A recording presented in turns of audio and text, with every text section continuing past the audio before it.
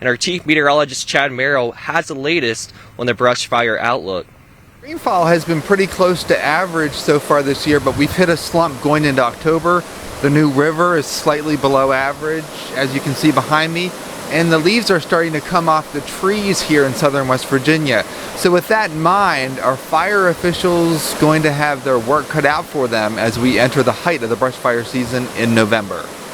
So these 4 years, 1978, 1981, 1991, and 2001 were the busiest years for the New River Gorge in terms of wildfire activity. When we look at the rainfall trends for that year, and now we're specifically looking October through December, each of these 4 years was in the bottom tier. In other words, we were very close to the driest year on record. The averages, this dashed line, was well to the north, and of course the wettest year, 2018, stands out very well.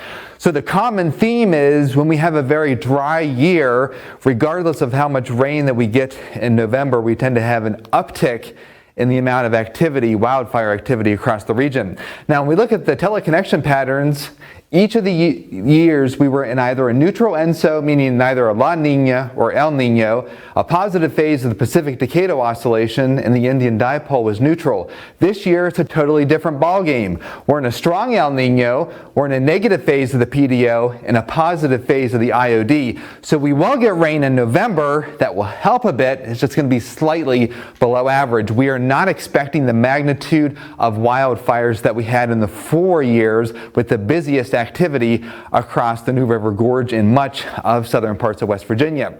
Now, going forward here, these are just reminders here. The first one is to remove dead shrubbery around your house. That will mitigate the chance that any wildfires could spread into your region.